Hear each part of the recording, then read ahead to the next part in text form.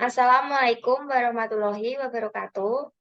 Perkenalkan, nama saya Insania Puspita Damayanti dengan NIM A122022060815 dan rekan saya.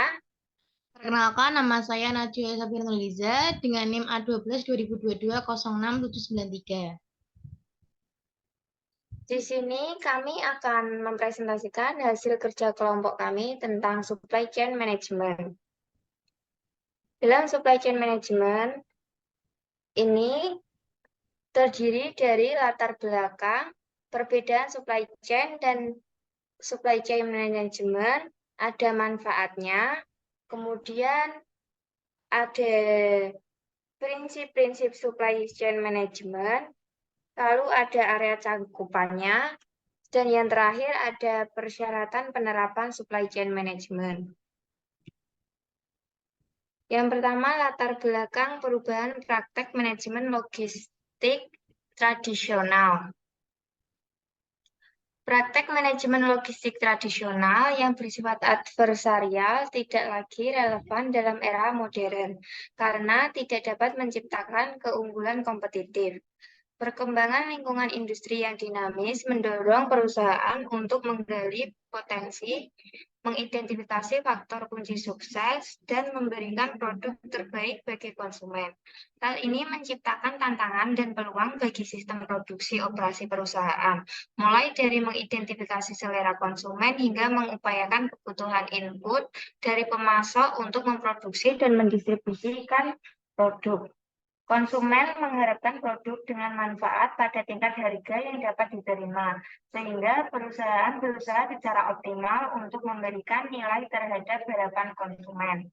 Upaya ini menimbulkan konsekuensi biaya yang berbeda di setiap perusahaan, sehingga perusahaan harus berusaha menekan atau mereduksi biaya tanpa mengurangi kualitas produk. Lalu ada latar belakang perubahan lingkungan bisnis.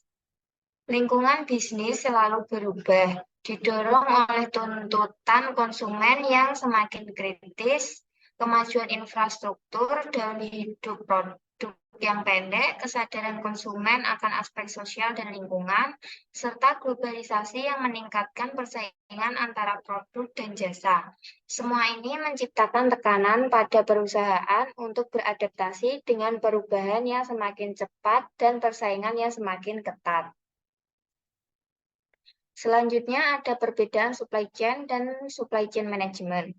Supply chain adalah jaringan perusahaan-perusahaan yang secara bersama-sama bekerja untuk menciptakan dan mengantarkan suatu produk ke tangan pemakai akhir. Perusahaan-perusahaan tersebut termasuk supplier, pabrik, distributor, toko atau retail, serta perusahaan pendukung seperti jasa logistik.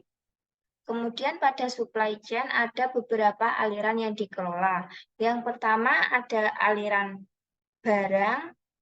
Aliran barang dari hulu ke hilir, contohnya bahan baku yang dikirim dari supplier ke pabrik. Setelah produksi selesai, dikirim ke distributor, pengecer, kemudian ke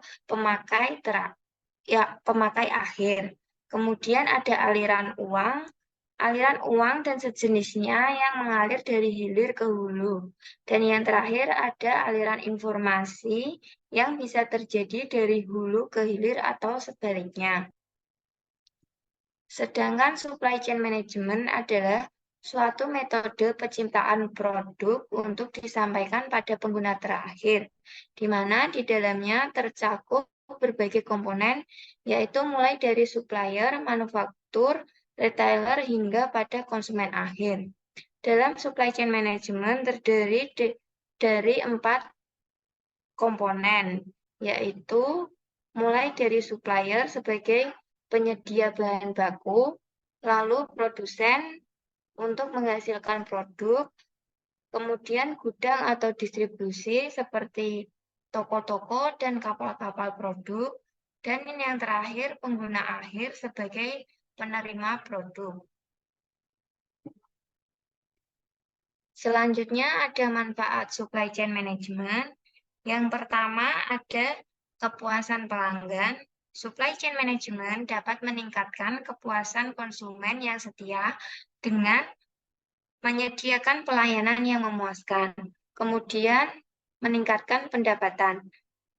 Dengan konsumen yang setia, pendapatan perusahaan dapat meningkat karena produk yang dihasilkan diminati oleh konsumen. Selanjutnya ada menurunnya biaya. Integrasi aliran produk dari perusahaan ke konsumen akhir dapat mengurangi biaya produksi.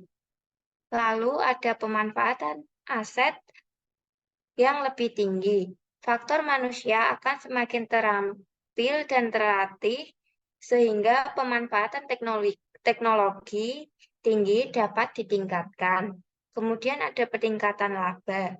Dengan konsumen yang setia, laba perusahaan dapat meningkat. Dan yang terakhir ada pertumbuhan perusahaan. Perusahaan dapat tumbuh lebih besar dan kuat dari segi distribusi produknya. Kemudian ada manfaat langsung. Yang pertama ada fungsi produksi dan operasi, dan yang kedua ada fungsi pemasaran. Fungsi produksi dan operasi sendiri, supply chain management dapat mengkonversi bahan baku menjadi produk jadi dan mengantarkannya kepada konsumen akhir. Dan untuk fungsi pemasaran, supply chain management berperan dalam memastikan apa yang dipasok oleh rantai supply mencerminkan aspirasi pelanggan atau konsumen akhir.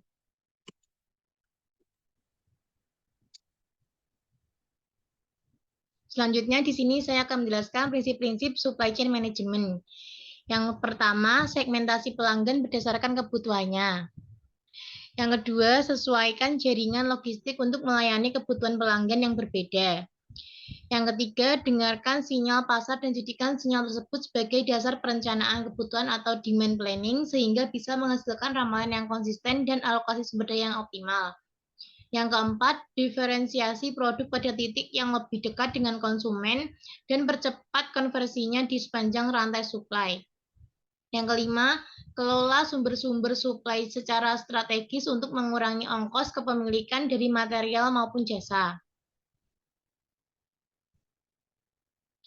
Yang keenam, kembangkan strategi teknologi untuk keseluruhan rantai supply yang mendukung pengambilan keputusan berhierarki serta berikan gambaran yang jelas dari aliran produk, jasa maupun informasi. Dan yang terakhir, adopsi pengukuran kinerja untuk sebuah supply chain secara keseluruhan dengan maksud untuk meningkatkan pelayanan kepada konsumen akhir.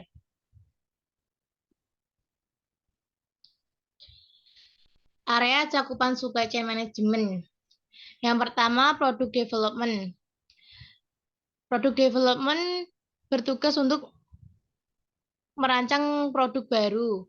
Dan kedua, procurement, yaitu kegiatan mendapatkan bahan baku. Yang ketiga, planning and control. Kegiatan merencanakan produk dan persediaan. Yang keempat, production, yaitu kegiatan melakukan produksi. Dan yang terakhir adalah distribution, yaitu kegiatan melakukan pengiriman.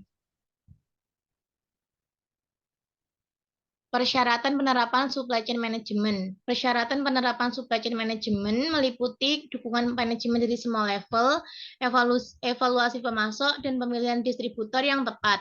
Evaluasi pemasok dilakukan dengan 3 kriteria, yaitu keadaan pemasok, keadaan pelayanan, dan keadaan material. Syarat lainnya adalah pemilihan distributor yang tepat dengan intensitas saluran distribusi yang ideal. Demikian yang dapat kami sampaikan, kurang lebihnya mohon maaf. Wassalamualaikum warahmatullahi wabarakatuh.